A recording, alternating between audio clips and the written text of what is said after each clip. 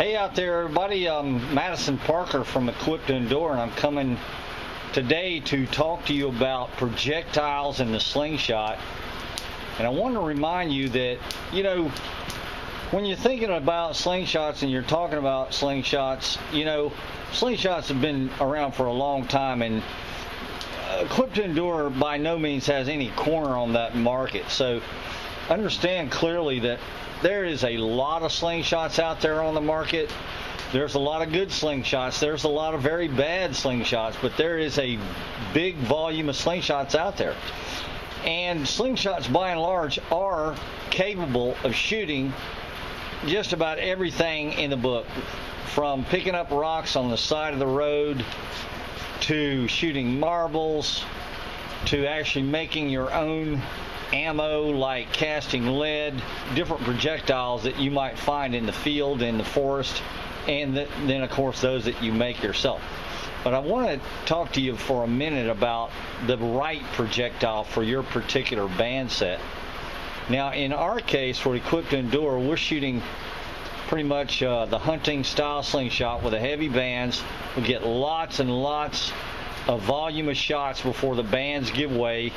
And honestly, folks, we're out here, we're definitely producing upwards of 3,000 shots with one band set.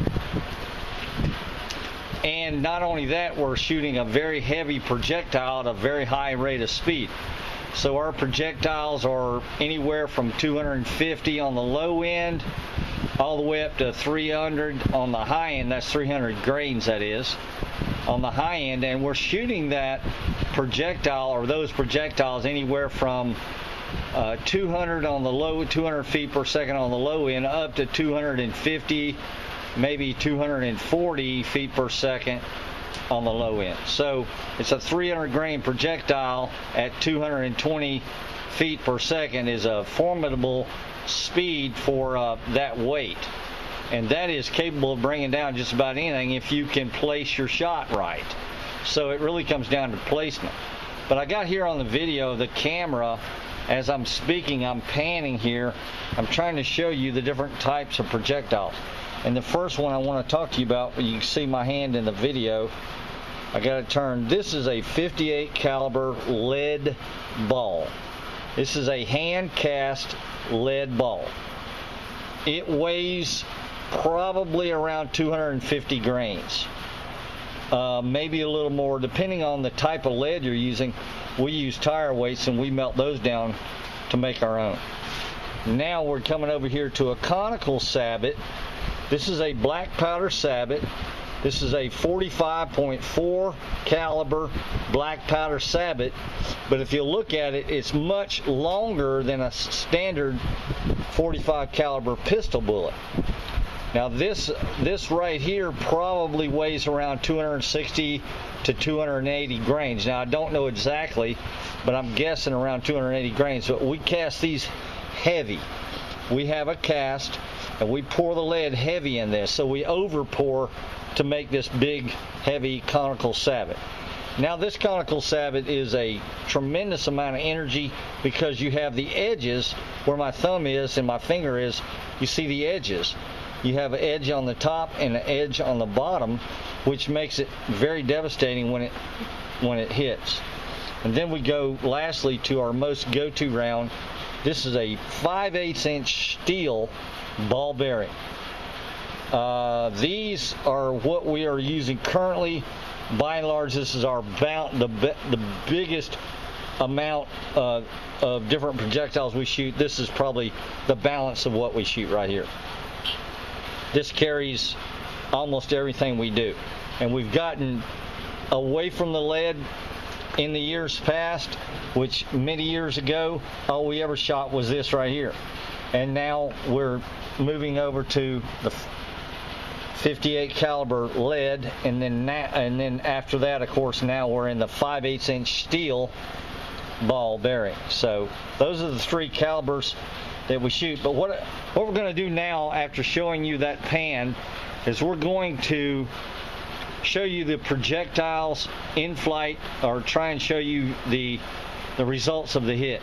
And we'll be back in just a moment so you can see the different scenarios. We're going to shoot some wood, we're going to shoot some steel, we're going to shoot some plastic, we're going to shoot a bevy of different targets to show you the effects of the different rounds on the different targets. So stay tuned, we'll be right back. Thanks for watching. Hey out there, we're back. We're going to do this demo of Sling Shot projectiles, and I'm going to walk over there and show you the targets close up. Come on over here and we're going to show you what we're shooting at.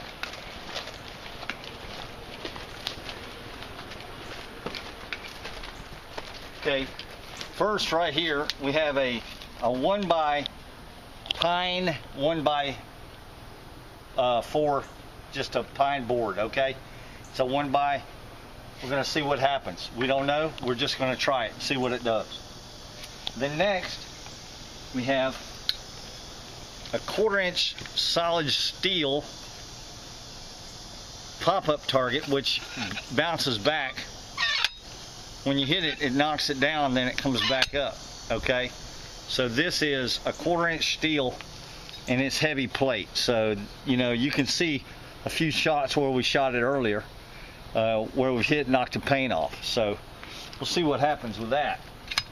And then next we have an old pre-mix gasoline can. This very, what I'd call heavy metal. Or lightweight heavy metal. It's like it's fuel can, but it's not like a beer can. It's not aluminum. This is metal. This is steel, and it's fairly tough. I would say this is going to be tough to penetrate, but we'll see how the different projectiles work on this heavy metal here. And then we have a little kid's lunch box. It's just plastic. Should be fun blowing that up. And then lastly, we have a standard plastic PVC 5-gallon bucket. And now you can see where we hit it already a couple of times. We blew it up right here. We hit it on the edge. We hit it right here. You can see the crack. Then we hit it here and dented it a couple times. And then in the back, we actually broke it. So this bucket's already broken, but we're going to shoot it some more, see what happens with that. Maybe we'll shoot it like this, or like that. Maybe down inside. Anyway, those are our targets, and we're going to step back now and go ahead and shoot.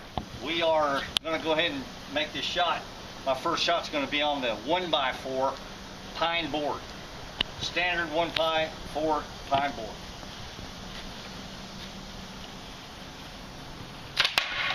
Whoa!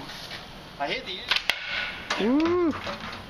Okay, here we are with the standard 1x4 pine board. The camera can see this. We got 1, 2, 3, 4 hits. Now this was an edge hit. Because it's on the edge, it actually blew the whole backside of the 1x out. Completely blew it out. And now the direct hits, center mass hits, dented the holes at least 1/4 of an inch deep. Now you can imagine, now pine, you know, it's not really a hardwood, but you couldn't call it a soft product. I mean, this is a solid piece of pine board. If this was a head of a deer or something like that, pretty significant when you're talking about the energy here, the kind of impression we have here. Not to mention breaking, totally blowing up the outer edge. Camera can see that, but anyway. Well, I'm going to change target. Well, no, I'll shoot the same with the conical. Okay, I'm back. Now we showed you what the 5/8 inch did to the wood. Now we're going to show you what the 45 caliber heavy cast lead conicals are going to do. Okay, now this conical is the same as this. The camera can see it. It's smashed down. What I did is I put it on my anvil and smashed it to condense it, to make it tighter so it would catch less air. It's an experimental round. But you can see this one here. One is flat on both sides but smashed down. So they're both the same rounds, but this one right here has been hit on the anvil to smash it down and tighten it up so it actually catches less air. They're both basically the same weight. And I just got, I'm going to go ahead and shoot them at that wood. Heavy conical on the pine board. Knocked it up. Dead center. Look at this, folks. Look at that. That conical's actually embedded in it. Embedded. Look at that. I mean, you'd have to hold it there, but it's pretty well smashed down in. There's another hit right here. See that? Where it caught the edge and just tore the wood, literally tore the wood out. Then let me get this other. You see that conical? Look what it did. Completely blew cracked that whole board right there. You see that? If you take that and place it right there, that's what it did. And it cracked that whole board right there. See the crack right here? So that's a conical. This is probably your best round overall for shooting deer. You're going to try and kill a deer, I suggest that this is probably your best shot. Change projectiles. I'm going to let Jarrett shoot, and we're going to shoot some other targets. So stay tuned. I'm going to shoot a 5/8" steel. I think I'm just going to blow up the kitty box first and just kind of see what it'll do. I already know it's going to tear it up. Yeah, I didn't figure it'd take much of that. We'll let it quit spinning. I'll just go ahead and finish it. That was just the nick.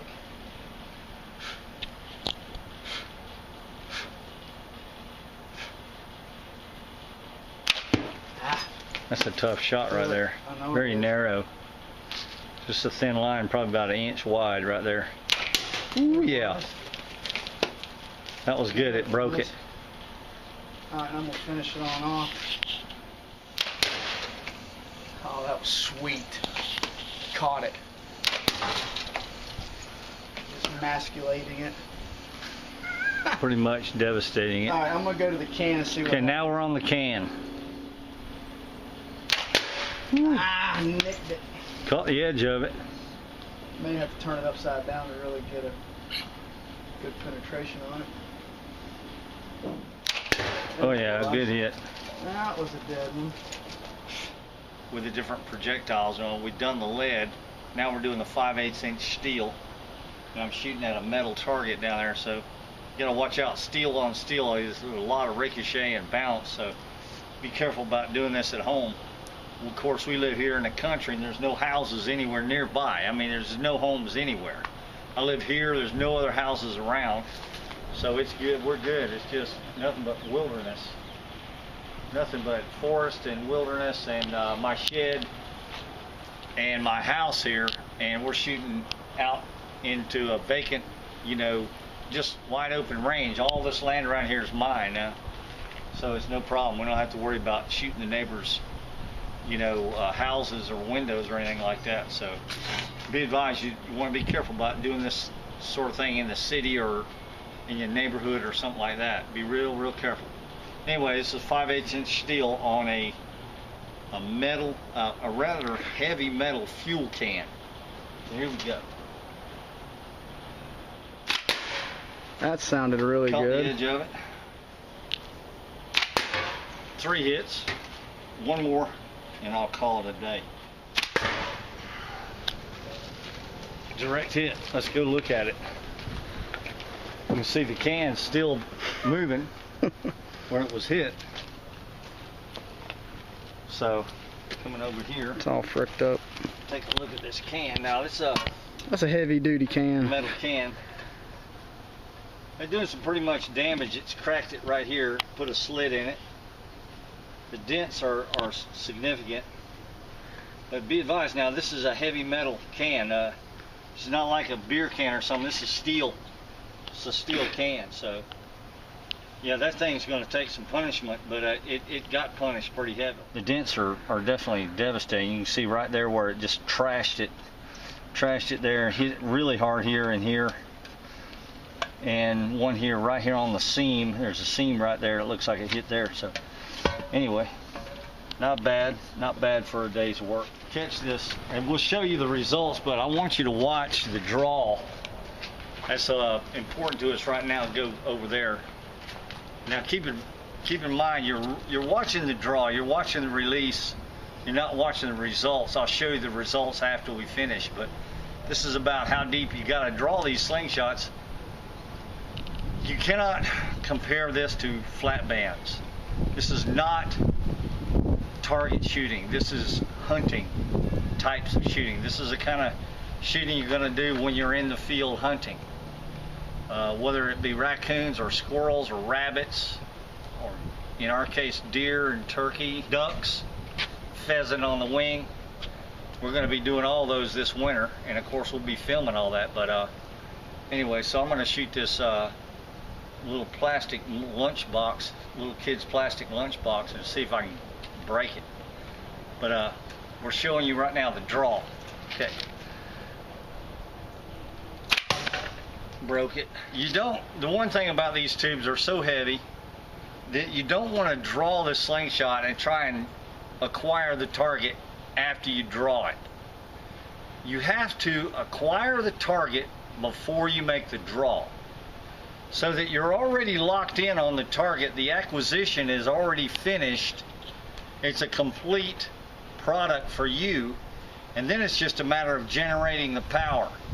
Now keep in mind, with a slingshot, your accuracy is based on the hand you hold the fork with, and your power is based on the depth of your draw. Be advised that when I shoot, I've already acquired the target before I draw. So I'm actually releasing my projectile, or releasing the pouch, in the draw. As the draw progresses and it's not even finished yet, or it's just finishing, I release as I finish. It's a simultaneous act. It happens as the movement goes. As my finger goes back, I'm releasing as I draw in the draw. And it's a progressive thing. I start the draw and I release during the draw. I do not hold this slingshot. I acquire the target before I draw. I release during the draw. Okay.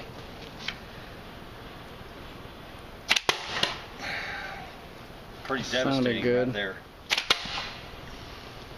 Okay, let's go look at it. Actually, I broke it off there. Yeah, you done tore it up. I still never hit it the way I wanted to, though. Broke the handle off of it, but I never hit it. I want to hit it one time. So let me see if I can do that.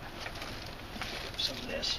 Now keep in mind that when you're trying to penetrate a target, if you're shooting a target, you know, a static target, if you've got like a blanket and you strap the blanket down on all four corners, stretch it out and then shoot it, it's going to go right through the blanket. But if you just attach the top of the blanket and let it free flow at the bottom where it's not attached to anything, the blanket will absorb the shot and the round will fall at the feet or at the foot of the blanket, so that you can catch your rounds that way. It's like a homemade catch box with an old sheet or a blanket or, you know, pillowcases, things like that, that it won't penetrate because it's not stretched tight. Anything you stretch tight or get something with a back on it, it's going to penetrate. Now keep in mind, if we're hunting deer, when we hunt deer with a slingshot, if we don't have a headshot, we're not taking a shot. I don't care how close he is to me. If I don't have a clear between the eyes headshot, I'm not taking the shot. There's no point, because you cannot hurt a deer. You can't even wound a deer with a slingshot. If you hit him in the shoulder or in the hip or in the body, anywhere, in the neck, it's not even going to hurt him. You know, that's just the thing that's kind of cool about a slingshot. You really can't wound a deer. You're not even going to hurt a deer by hitting him in the body. The only shot that will stop a deer is a headshot. It has to be dead between the eyes. It has to be a maximum power, and it has to be a lot of kinetic energy, or, you know, foot-pounds, with a pretty big projectile with a lot of speed. So the only way to do that is a deep draw with a heavy projectile. And to my knowledge, you know, the only people doing that sort of thing is myself and Jarrett and the Equipped Indoor team. That's about it. But nobody else out there that I know of that's actually doing anything like that with a slingshot. Now we are also hunting pheasants, and we're shooting aerials only. We're hunting ducks, and that's aerials only. Of course, we hunt squirrels in the hunting season. Oh my gosh, we have a blast. I tell you what, It's more fun than probably you've ever had hunting in any kind of scenario I've ever done. And I've done all kinds of hunting. Gun hunting, bow hunting, spear hunting, every kind of hunting, trapping. I'm a big trapper. I teach trapping in the wilderness course that I run. A lot of traps and snares, but honestly none of it can touch how exciting and fun the Sling Shot is, and also can be for those of you that haven't ever tried it. I encourage you to give it a show, give it a try, man.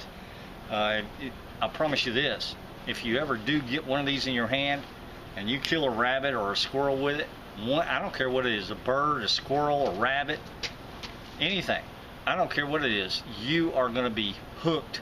You will never put the Sling Shot down after that. You won't want to do anything but shoot that Sling Shot, because when you see what it can do and you are the one that did it, you go, wow, the potential is unlimited. The potential is out of sight. In other words, there's potential here in this Sling Shot to kill deer. So it's up to the person that holds the Sling Shot to bring themselves up to the potential that's in the Sling Shot. That's all there is to it. It's that simple. So the Sling Shot can do it. It's a matter of you making it happen. So, and that's what we're about here at Equip to Endure. We like to share the skills, the knowledge, the way that you actually, not only do you build them, you repair and maintenance them, you learn how to shoot them, and then of course ultimately you learn how to hunt with them. Anyway, so I'm going to go ahead and shoot that plastic lunch box, whatever it is, time, and this will finish this up for the day. You can't really tell what happens because it just cracks it and goes through, but you can see camera right there on the edge on one shot and cracked right through it, then hit right here on the edge on another shot and cracked right through it. Okay, Prairie Dog, last time out.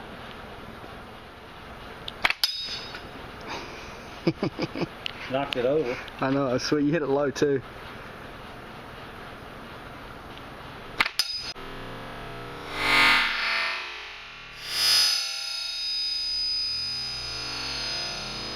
Nice. Headshot. Nice. I seen actually impact on that. Nice. One more time. With a pristine lead 45 conical. This is about a 270 grain lead conical. And I want to shoot that steel. There's two of them there.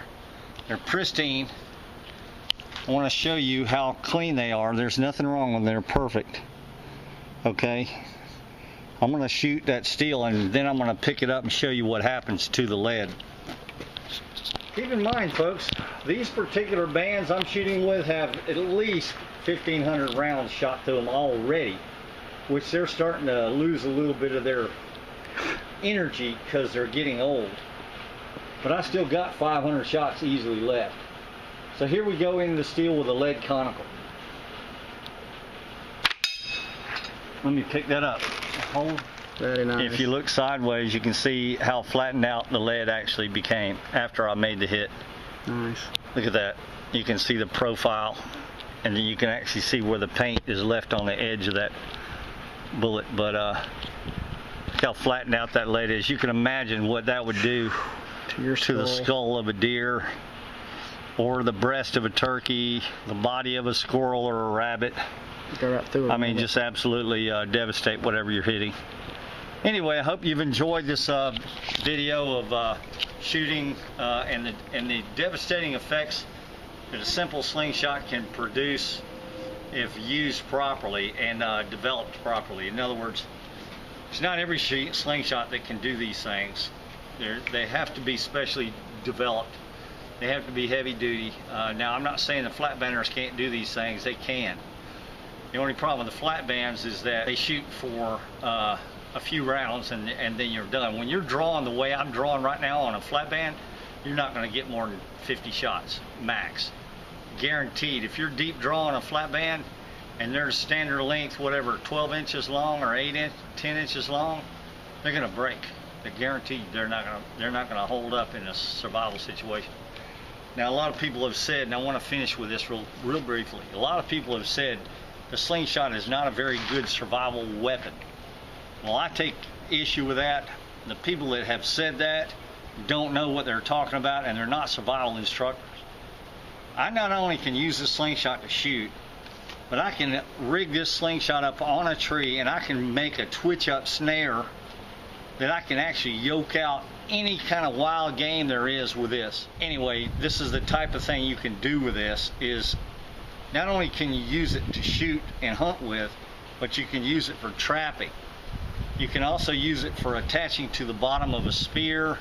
There's all kinds of different scenarios you can do with these tubes in a wilderness setting. And you don't have to take it off the slingshot to do it. You could leave this in the field, set your trap at night, put this under pressure and put a snare down there and trigger it properly. It would be as good as any kind of snare you've ever made. This thing would devastate a deer or a hog, or whatever you're trying to catch with a snare. So they're very versatile. These tubes are very versatile, and they're very tough. They last for weeks and weeks of shooting, hundreds and thousands of shots. Like I said, this one right here, I'm probably looking at 1,500 rounds right now, and I still got 500 left easy. So anyway, I hope you've enjoyed this segment on the effects of what a slingshot can do. We are equipped to endure. My name is Madison Parker. You can find me on the web of Equipped to Endure, www.equippedtoendure.com. And remember, if you're not always prepared, you're never prepared. Thanks for watching.